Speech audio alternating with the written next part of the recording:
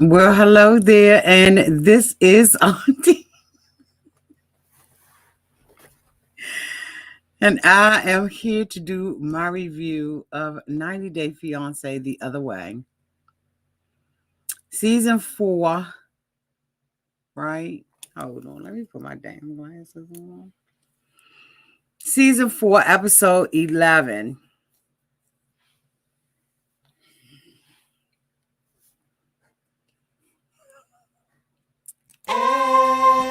Everybody needs a sweet old auntie. Everybody needs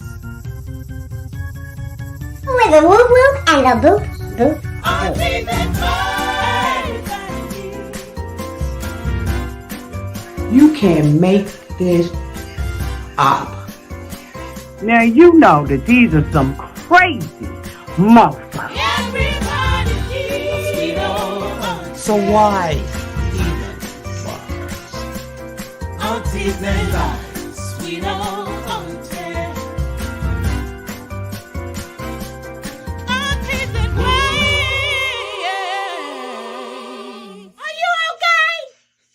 Are you okay? It is the shade of it all tonight, y'all. Oh my God. If this is your first time being here, I am Auntie. Welcome. Please feel free to hit that subscribe button, comment below in the live chat or the replay gang. And to all of my nieces, nephews, and my members who've been with me for a long time, thank y'all. Y'all, if I had to rate this episode of 90 Day Fiance the other way, season 4, episode 11, I think I would probably rate this episode a D. Let's get into it, shall we? Oh, yes, we shall. Y'all, this episode was a hot ass mess.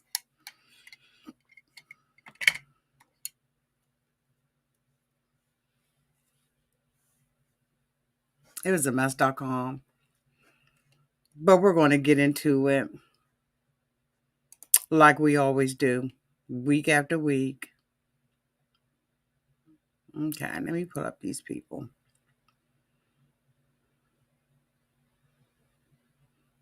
Where they at?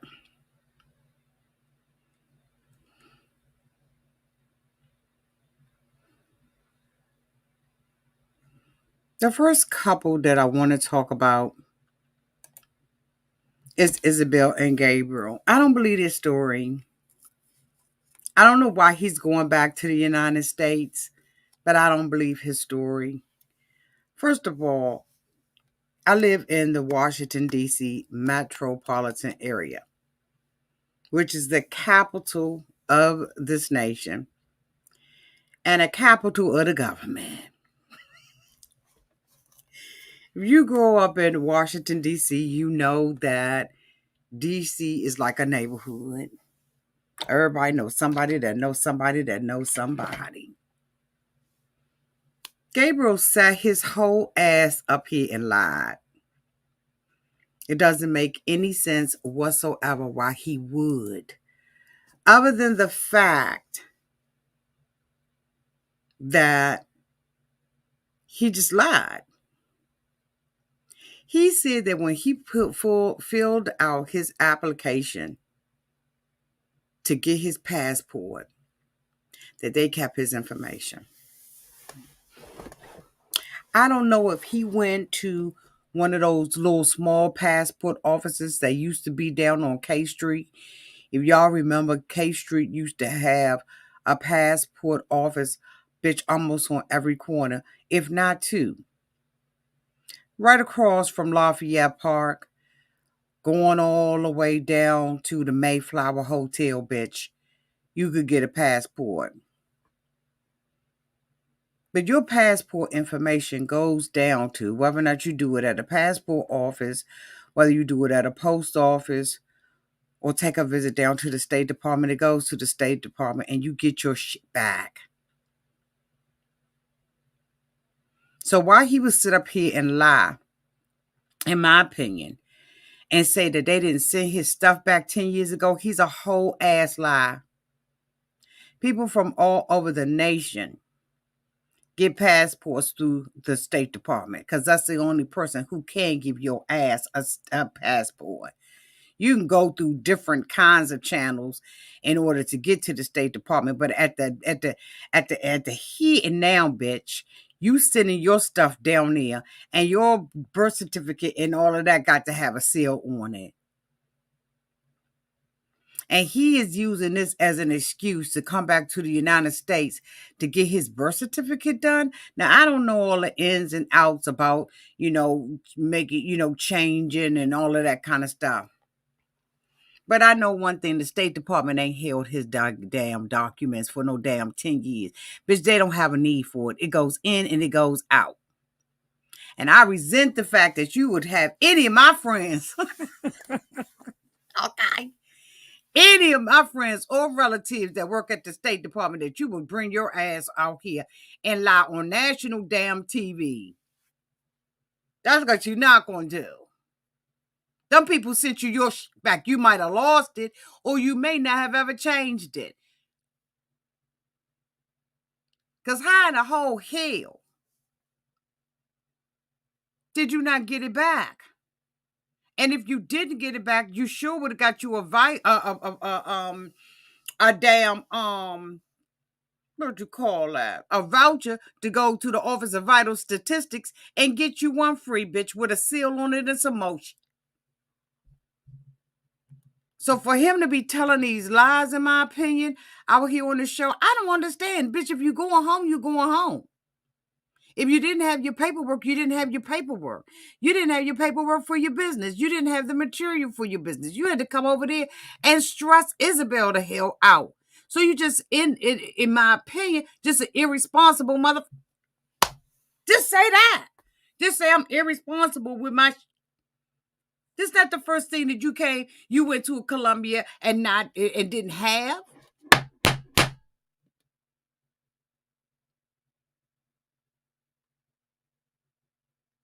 And you know what? I'm going to say something.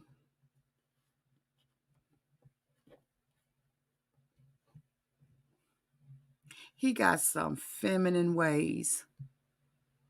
All them faces and stuff like that he make, them girl faces.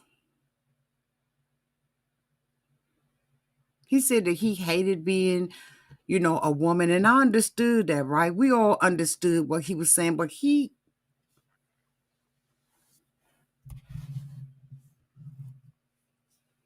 got some very feminine ways.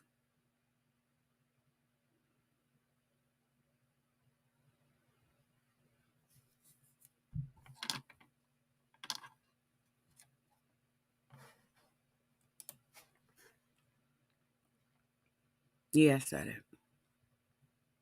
I sure the hell did. I said it. The next person that I want to talk about is Delusional Debbie. DD. Delusional Debbie. Or DDD. Damn. Debbie's delusional. Debbie is being had by not only Ossama, bitch, but by Ossama's parents. Debbie is outside of the hotel telling somebody, trying to use hip hop lingo when Ossama ain't doing nothing but dragging her luggage and putting her stuff in the car. And she gonna have to try to tell him that he needs to have it vertical or horizontal. Debbie is with a little boy, and Debbie is about to get played out her motherfucking mind. This man told Debbie day 8, when Debbie got there, that he wanted her ass to stay for 2 months. Debbie is in the car telling Ossama how the family gonna feel when they find out that she done moved there forever. Bitch, do you not care?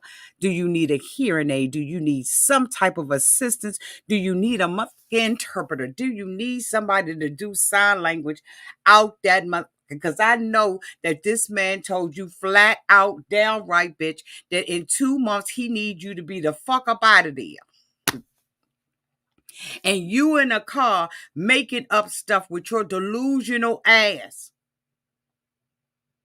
Debbie don't listen. She hard of hearing. She get offended by everything because see, she feel like she got a right to it. Debbie think that she is entitled to do whatever the hell she want to do with this little boy. But what she don't know is the gag is on Debbie. Ain't no way in four that with the look that was on that mother face, that mother was feeling Debbie at all. Bitch, she said, I'm part of the scheme, in my opinion. My son got bigger fish to fry, and Debbie, god damn it, is the real. Debbie is the one that's going to take it and pull it in, honey, and get that big fish.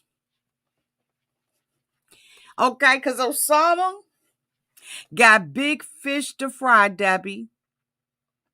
And if you, I'm telling you right now, I was trying not to be on Debbie's delusional ass, but I'm telling you right now, when she walked up in that house and that daughter and that father was smiling like that, and that mother was sitting up there looking at Debbie with the crooked eye, that mother looked like she could scratch every bit of Debbie's eyes out. She could yank every blonde, dry ass straw looking hair Debbie's. She looked like she could take her hand and wrap Debbie's hair around at one time and whoop wop bam up on her ass alakazam. I'm telling you, goddamn. I'm telling you, Debbie is being had. That damn family knew that he was at that hotel with her, which he ain't supposed to be. They letting her come up in that house. And honey, the scheme is on. You ain't gonna tell me no different. Debbie, you ain't being accepted by this man. This man got bigger dreams. He want to come to the United States and do his art, honey, his dark art. He want to come over here and draw demons on walls and He want to just skate up and down, Georgetown, bitch, and just, with a can of spray paint, bitch, doing art. He want to be on the streets of San Francisco, honey, just got sidewalk chalk. This is playing games with Debbie because the mother face ain't tell a lie. Bitch, she had to laugh on cue. Bitch, they had to give her cue cards and say, laugh, smile. Mama won't feeling Debbie's ass at all. And Debbie is so delusional and thinks she know everything, honey. She got such high hopes. She like a little kid, boo. Go ahead on and join a senior citizen arts club or something like that, girl. Make some paper mache, bitch. Thread some beads through some strings. Make some necklaces, bitch, or some bracelets or something like that. Learn how to do crafting where you can make rings and dings and all kinds of things. Get the fuck out of here. Debbie, this family ain't they messing with you, and then you gonna sit up there and ask the father how old the father is. He said, I'm 68.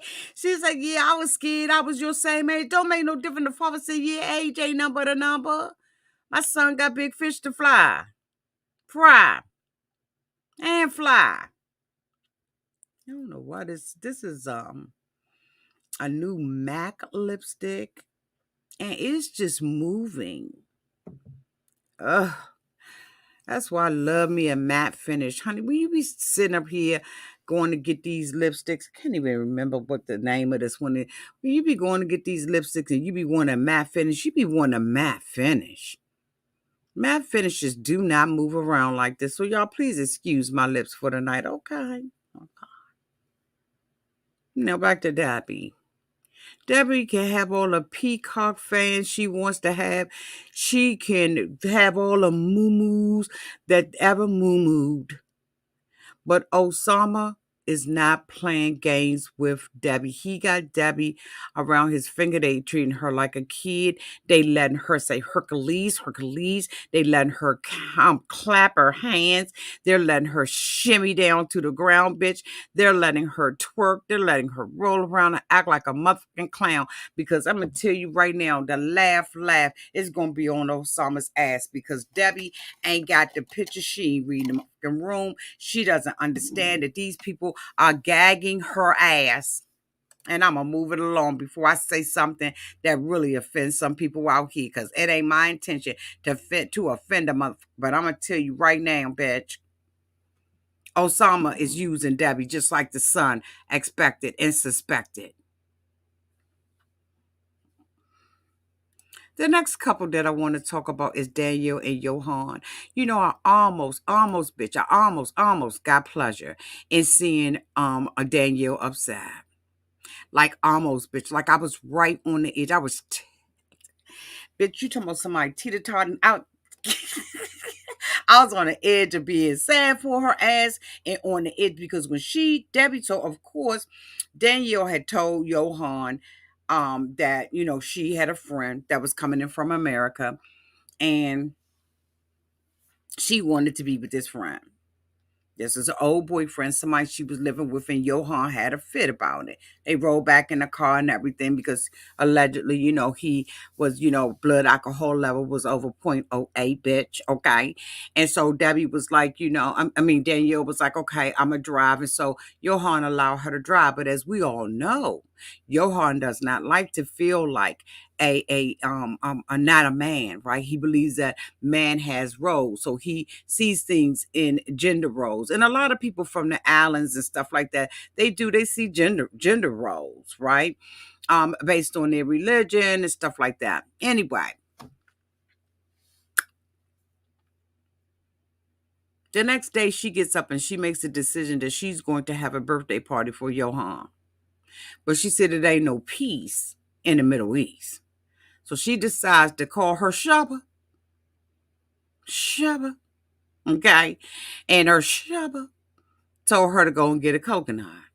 Now, I don't know if this man is a nutritionist. I don't know if he a dietitian, bitch. But everything he do is circled around some food. Everything he do is around food.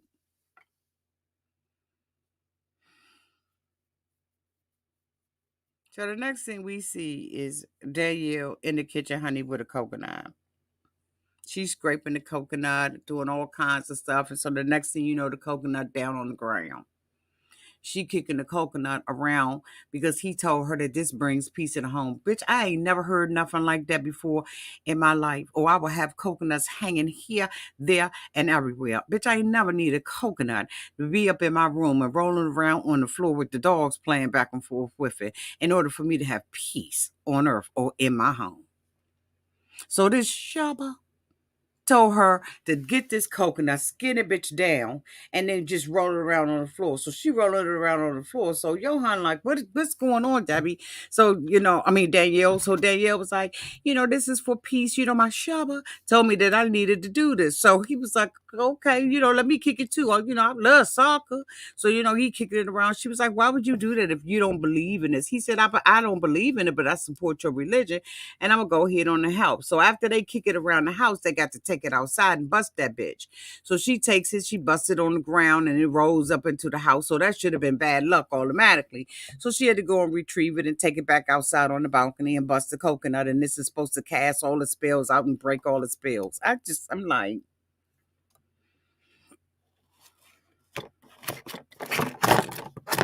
so anyway, after they do that, everything, Danielle decides that she's going to give Yohan a surprise birthday party. And so she goes down to the cake shop, and of course, she acts like an entitled Karen. She's down at this cake shop. The guy tells her, she's waited to the last minute to do the shit. The last minute to go and get a cake. And so she's standing there in the bakery in someone else's country,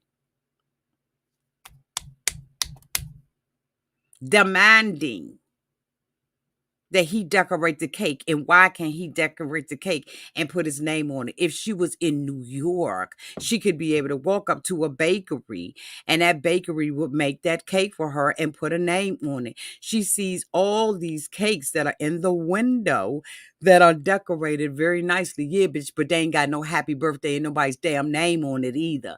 But she's so fucking rude and insistent, right? She's throwing that American card around. So dude was like, you know what? I'll go get this from the back. You do it yourself. And then she says, I'm going to have my way. I get what I want. But you ain't got a man that love you. You ain't got a man that really fuck with you. You ain't got a man that really respects you. You don't have a man that honors you. You don't have a man, honey, that cares about your feelings, nor your emotions, or what you say. So you don't get what you want. You don't have nobody, no man that's going to roll over for you. Good on you. So she goes, to the restaurant. She has all the family and friends, 21 people that she's invited from his family. This is the first time his family has been together under one roof. She's excited. She's told him that, the two of them are going out to dinner. So he has an expectation that this is his birthday. He's going out to dinner. He walks into the restaurant and he is pleasantly surprised by seeing all of his family. And of course, she is gloating in it. And she wants all of these, accolades and all of this kind of stuff for doing it. And, Yohan stands up and he tells his family how very important it is that they are there for him and all that kind of stuff. And he's just excited that everybody is there. And bitch, guess what they did? The daddy told him that he needed to say thank you to his wife. Yohan sat his ass down. So, of course, Danielle gets offended because she's giving him a surprise party and she felt embarrassed that he did not celebrate her or to thank her in front of the family, which was fucking rude. Yohan he has learned how to stick it to Danielle in a way that nobody else can. She talk about how big it is. Oh, it's big. And it's regulating and controlling everything about her ass. So she storms out and everything and she leaves with her ass wet. I said, Debbie, did you know that your ass was sweating on the back of the seat? Did you know you had a big wet spot on the back of your orange dress? Boo, that's what was embarrassed because I was embarrassed for you because I was like, did you just fan it out or anything? What you been doing that your ass? Now, they were serving food, so maybe she was like entirely hot, but it just was in the wrong spot, boo. Yohan comes out and she wants to talk to Yohan. She's upset. She told him that she was embarrassed, that he did not recognize her, and that he did not celebrate her, and that, she just was embarrassed in front of his family because, she went all out and prepared this party for her. And Yohan said, no, you fucked my birthday up. You fucked my birthday up the day before talking to me about bringing some man over. And then you bring all of these people in here and you don't speak to your husband about it at all. But here's the thing, though, Yohan. If someone's giving you a surprise party, they're not going to run it across you or run it by you and say, Yohan, is it all right for me to give you a surprise party? And you know what? Despite the fact that you were sitting up in front of your family and faking the funk and acting like, you were happy and everything, it was very rude and dismissive and disrespectful how you treated Danielle. And as I said, I was borderline happy because she's been walking around there pompous and arrogant and entitled the whole time. And so I was looking like, things that make you go, He embarrassed her urge. Oh, yes, he did. She said, I want the key. She was trying to talk to him. And she said, everything I'm doing is for you. No, it's not, Danielle. You have been very self-serving. You've moved into the apartment you wanted. You moved to the DR where you know he didn't want to. Debbie, everything has been about what you wanted. Very little about what your husband wanted. You know he wanted that good old USA soil.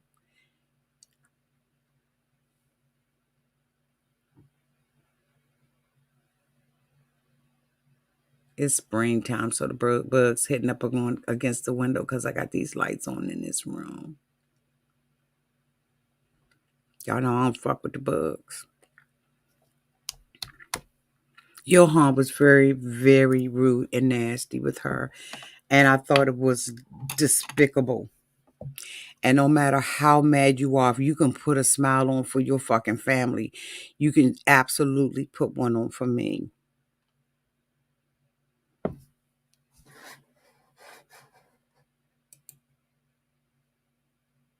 What's the next couple I want to talk about? Honey, Kris and Jeymi. Jeymi, from day one, I have suspected Jeymi. Jeymi done lost her job. And Jeymi ain't found one. And Kris has been gone. And Jeymi been living off of Kris. But not only does Jeymi want to live off of Kris's money,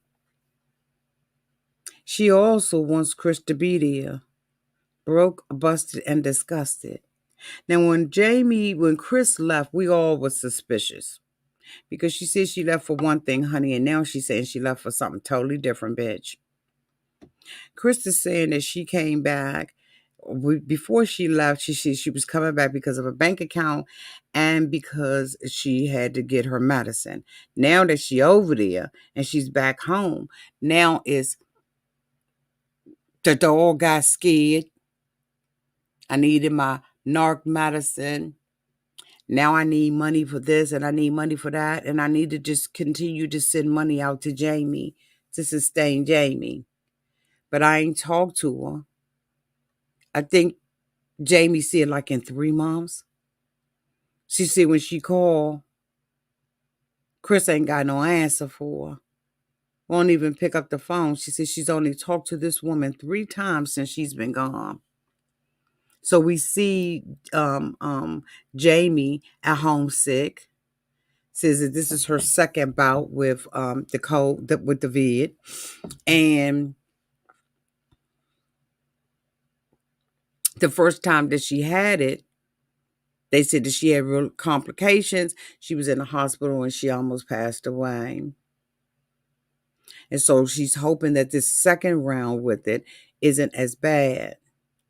But I don't be seeing them wearing no mask. You know what? I ain't even gonna go to mask because some people don't like them, didn't like them, wouldn't wear them or nothing. Bitch, I wear one every day. Every day.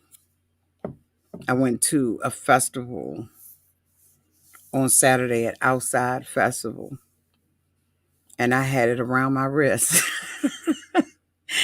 And every time I got in close proximity with people, honey, I had that thing strapped on one.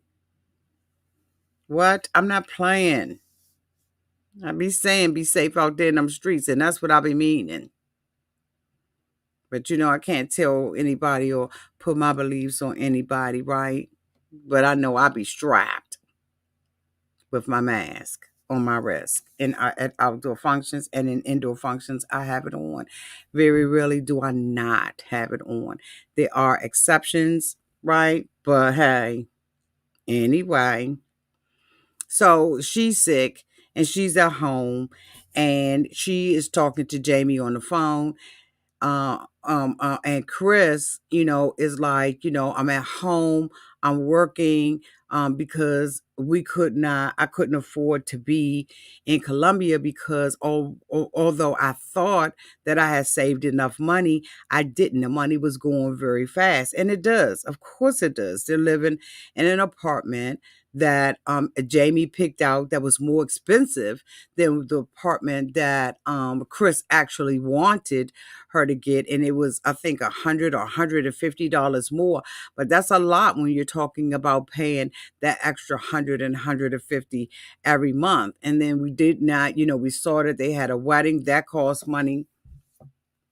And they was trying to find, a food truck and thinking about, having their own business, et cetera, et cetera. So there was a lot of money that was being spent on behalf of Kris. And so Kris decided when she came back home that she would continue to financially take care of Jeymi, but she, needed to be here working odds and end jobs in order to get that money to take care. But Jeymi was like, she don't give a fuck about the money. She wants her wife's attention. But guess what? When you getting that money, Jeymi, and your ass ain't went to work, but your bills are still being paid, your bills are still being paid, you need to practice the art of sitting down and shutting the fuck up, because your bills are still being paid by Kris. Now, Kris did wrong, but Kris said, every time I talk to you, you complaining about something. And you know what? If we be honest with ourselves and we go back and look, she is always complaining. Two wrongs don't make a right, both of them wrong. I think that Kris did not want to marry Jeymi, but she married her under pressure because she couldn't find enough lies to get herself out of it in such a short period of time. Because remember, she had said that she, had a subpoena and that she needed to go back to the States. Jeymi found out that that wasn't true. And so she could not get out of that wedding. She went along with it, but she said, bitch, you in Colombia, I'm here in the United States, out of sight, bitch, out of mind. Out of sight and out of mind. And so now Kris is back home saying, you know what? I've been paying for your bills. I've been taking care of you. I can't sit up underneath your ass and be broke. Because, like, if I come back to Colombia, how we going to live, bitch, if you're not working? And so so Jeymi is saying, I've been looking at the jobs. No, don't be looking at the jobs. Hit that pavement. And I really do believe that Jeymi was using Kris from day A.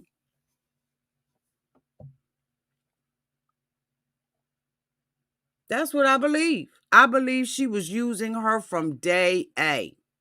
She had an imagination and an idea what she thought that this American woman was going to be able to do for her, that she was going to have endless amounts of money and be able to take care of her, not knowing that this woman lives in a rural area, according to her, and doesn't have the money like that, and has expenses and bills to pay and everything else. And plus, bitch, she had to come home and get her meds together, because I'm telling you right now, I can't remember right now what she was saying that she needed meds for now. But bitch, I'm like, she need meds for everything.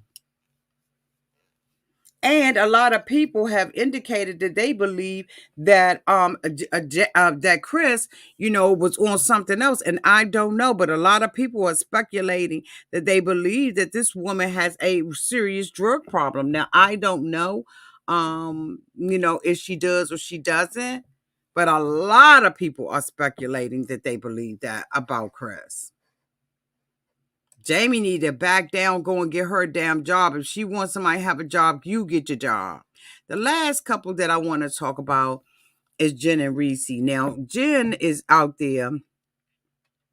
She done got a 10-year visa to go out there and approach a motherfucker about something she could talk about on the phone or via text message or Instagram DMs.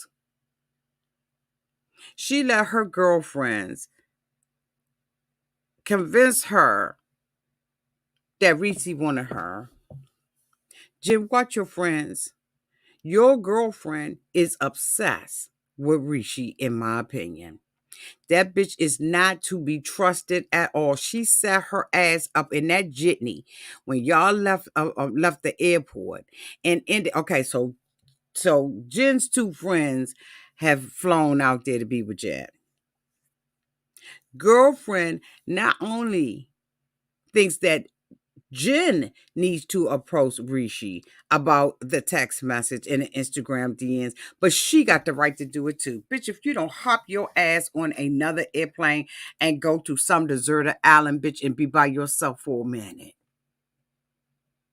Or just go somewhere, sling your around like in Jamaica and stuff, drop it like it's hot, honey, and sleep with all the Victors and Antoines you can, bitch, and do what you got to do and bring your back home.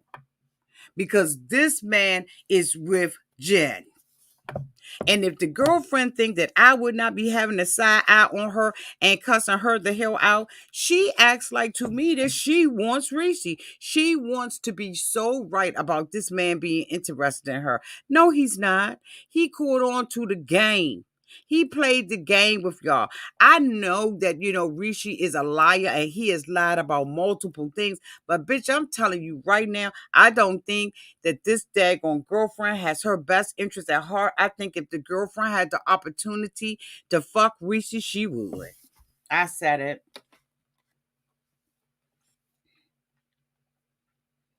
Mind my business for a minute.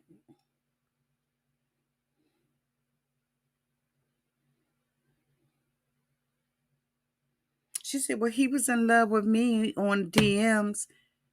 All she want to know is why she got blocked.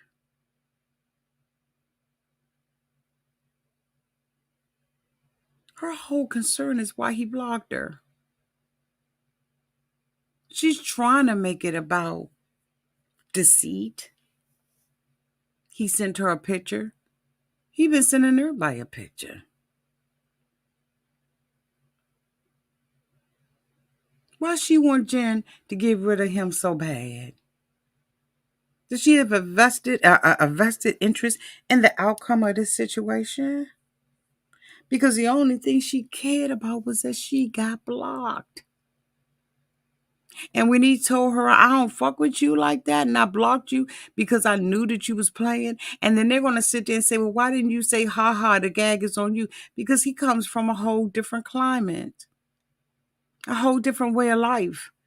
You're not playing them troll games like y'all do. That girl was so wanting Rishi, in my opinion, to bring his to allow her to see him. And I believe she would have took it all away. That's just my opinion about the thing. That ain't factual. That's just what I think. I think Jen need to watch her girlfriend. Because I don't think her girlfriend got her best interest at heart.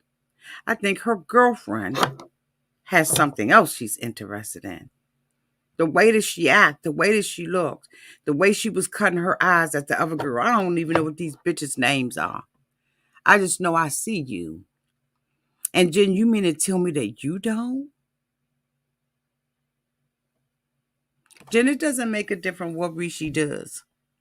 Whether he tells his family about you 2 weeks from now or 2 additional years from now.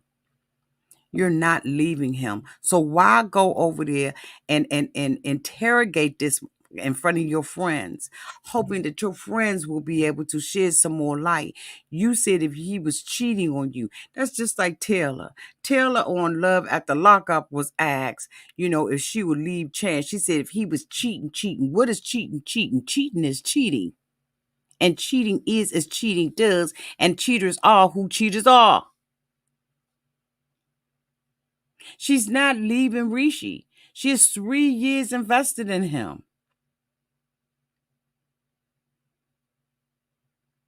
She just wants to find out some information that she don't have the guts to ask herself. When she set her ass up in the family's house and she was thinking I should tell them, she should have said something. But instead, you're spending thousands of dollars flying back and forth to be with a man that you don't trust, and now you think is a pathological liar. Jen, you lying by not saying what you want to really say. And then you're sitting there and you're asking him questions and you're expecting someone that you suspect as a pathological liar to tell you the truth. Bitch, if you don't stop playing games with yourself, you better. There's nothing that Reese can do that's going to make you come back to the United States and give up on that relationship. First of all, when he dropped that towel and he had that towel on, honey, that photo is at least 20, 15 years old. At least 15, 20 years old. Because the gut was hanging over top of his daggone pants like my gut hang on mine. Rishi don't have that body no more. He wish he did, but he don't have that body. He done aged. And then she's asking Rishi about his family. First, Rishi says that he didn't know that his family was looking for brides for him. But then he comes back and say they gave him a whole damn portfolio of women for him to be with. So that's obvious that he lied about that. He's lying about a whole lot of things, Jen. He's lying about the fact that he's going to go to his parents. I don't know if he's lying about the astrologer, but bitch, they said that ain't gonna happen until August 3rd. Bitch, he only got 1 day. He got 1 day out of 100 years, bitch, to say something to his parents according. And if he don't do it on August 3rd, bitch, he gonna wait another 100 years before he can go to his parents and talk about your American ass. And so we sit back and we say, what's in it for Rishi?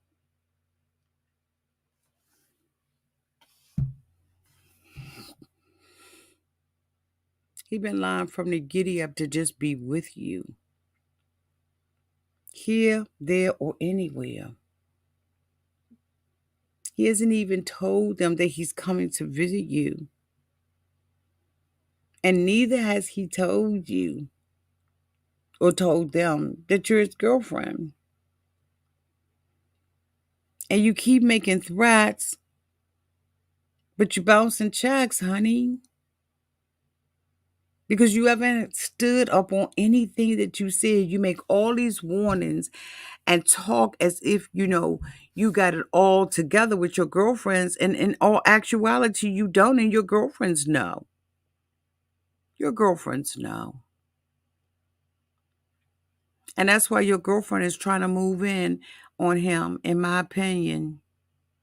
Because sometimes you get girlfriends like that, or men who want what you have. Because, see, they always tell you, I used to always be told anyway, you never tell nobody what you got or what you don't have or what you're lacking. You don't say that, not out loud. You don't tell them how he hitting it or how he not hitting it. Bitch, that's my business. That's our business. But see, Jen, girlfriends is telling her, oh, we concerned about you, and that's why we didn't want to know. Not with the way that girlfriend was cutting them damn eyes.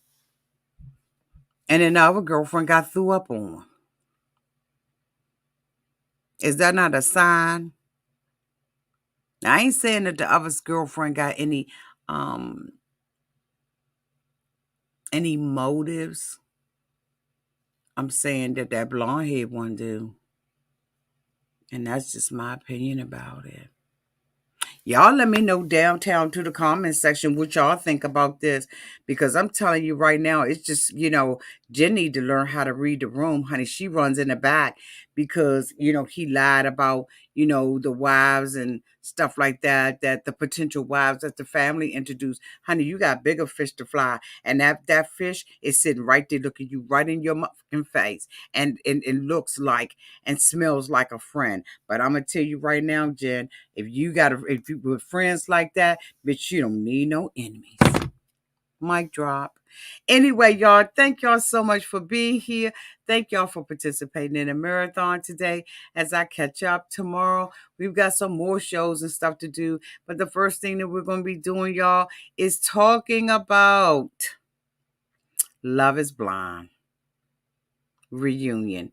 If that wasn't a hot ass mess, piece of trash ass mess, I'm telling you right now, they let a lot of people off the hook, and the main person they let off the hook was Jackie. How dare they, with all the leaked emails and text messages and stuff that Jackie and George been doing? How dare they let her off the hook and not show up in that studio? She should have been the first bitch there.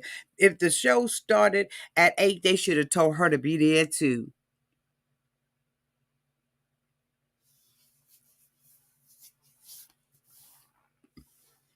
They should have told her to be there too. She should have been sitting right over there with the other two mean girls. She should have been with the other two mean girls. And it was a whole lot of stuff that I would have said while they was up there on that stage. And Kwame, you ain't fooling nobody.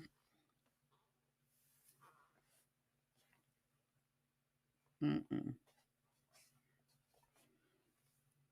You ain't fooling nobody.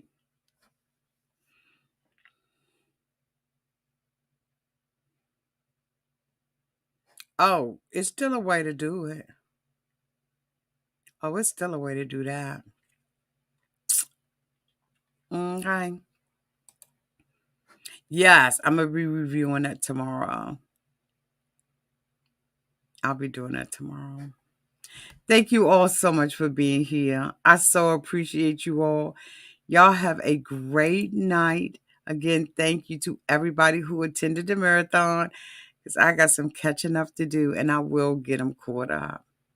Love you all to pieces. And until we see each other again, y'all stay safe out there in those streets.